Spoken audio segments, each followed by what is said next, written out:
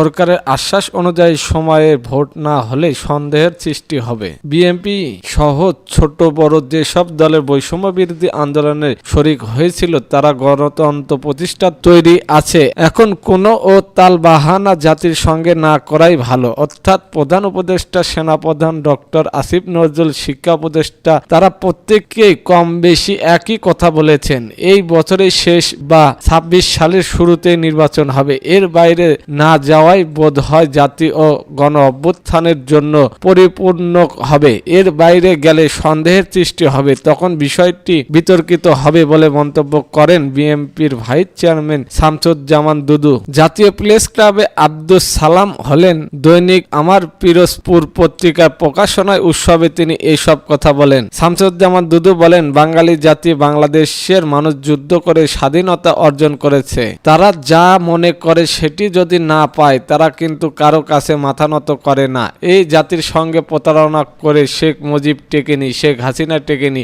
আগামী দিনেও যদি কারো মাথার ভেতর এই প্রতারণার বিষয় থেকে থাকে, আমি তাদের অনুরোধ করব বাস্তবতায় আসুন, তাহলে বুঝতে পারবেন কোন কাজটা আগে করতে হবে, কোন কাজটা জরুরি। এই জিনিসটা যদি আপনারা বুঝতেন পারেন তাহলে অনেক সমস্যার সমাধান হয়ে যাবে। তিনি বলেন, সাংবাদিক ও মিডিয়া যেমন দেশের উন্নয়ন ভূমিকা রাখতে পারে, ঠিক তেমনি দেশ বিরোধী ভূমিকাও কখনো কখনো তারা পালন করে। এই দেশের সাংবাদিকদের যেমন দীর্ঘ ঐতিহ্য আছে আন্দোলন সংগ্রাম লড়াইয়ের, তেমনি কিছু কুলাঙ্গারও আছে, এখনো আছে। তিনি আরো বলেন, ২৪-এর যে মহাপ্রলয়, মহান পরিবর্তনে ছাত্র জনতার ভূমিকা, সেই ভূমিকা যেমন তুলে ধরতে হবে তেমনি এটিও তুলে ধরতে হবে। গণতন্ত্র উত্তরণের জন্য আমাদের পথটা কি? গণতন্ত্র উত্তরণের একমাত্র পথ নির্বাচন। শেখ হাসিনার বাহানা করে নির্বাচন ব্যবস্থা ধ্বংস করেছে। সেই তথাকথিত নির্বাচনে পোশাক, পুলিশ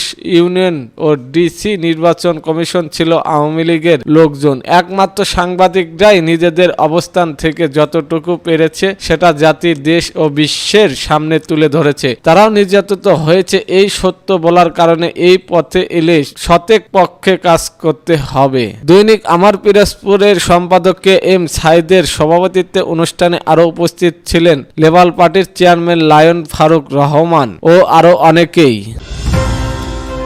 মুক্তিযুদ্ধের বিরোধিতাকারীদের সর্বক শুনতে জাতি রাজি নয় বলেছেন গয়েশ্বর চন্দ্র রায়। মুক্তিযুদ্ধ বিরোধীকারীদের সর্বক শুনতে জাতি রাজি নয় বলে মন্তব্য করেছেন বিএনপির স্থায়ী কমিটির সদস্য গয়েশ্বর চন্দ্র রায়। বলেন, ১৯৭১-এ মুক্তিযুদ্ধ ও ৭৫ ও ৭ই নভেম্বর পরাজিত শক্তি মিলে যারা জাতীয়তাবাদী শক্তির বিরুদ্ধে ষড়যন্ত্র করবেন তাদের রুখে দেওয়ার ক্ষমতা এই দেশের জনগণ রাখে। তাদের সর্বক শুনতে জাতি রাজি নয়। দক্ষিণ কেরানীগঞ্জ থানা বিএনপির উদ্যোগে কর্মী সভা ও সদস্য ফরম বিতরণের অনুষ্ঠানে গয়েশ্বর চন্দ্র রায় এই সব কথা বলেন। এতে সভাপতিত্ব করেন ঢাকা জেলা বিএনপি সাধারণ সম্পাদক ও দক্ষিণ কেরানীগঞ্জ থানার বিএনপি সভাপতি অ্যাডভোকেট নিপুণ রায় চৌধুরী। রাষ্ট্র সংস্কার প্রয়োজন আছে উল্লেখ করে বিএনপির স্থায়ী কমিটির সদস্য বলেন, আমরাও সংস্কার চাই, এই জন্য আমরা ৩১ দফা দিয়েছি। কিন্তু এই যে তারা বৈষম্য বিরোধী ছাত্র আন্দোলন ও জাতীয় নাগরিক কমিটি যেটা দিতে চায় সেটা আমাদের না দিলেও আমরা তা কোনো না কোনো ভাবে পেয়েছি। সেখানে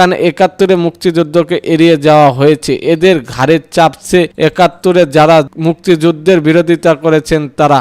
আকার ইঙ্গিতে তারা বলতে চায় ৫ই আগস্ট ২৪ সালে দেশ স্বাধীন হয়েছে। তাহলে ৭১ সালে মুক্তিযুদ্ধ গরু ছাগল রক্ত দিয়েছে নাকি মানুষ রক্ত দিয়েছে? ১৯৭১ সালে যারা মুক্তিযুদ্ধের বিরোধিতা করেছে তাদের সর্বক শুনতে জাতি রাজি নয়। এতক্ষণ আমাদের সাথে থাকার জন্য ধন্যবাদ।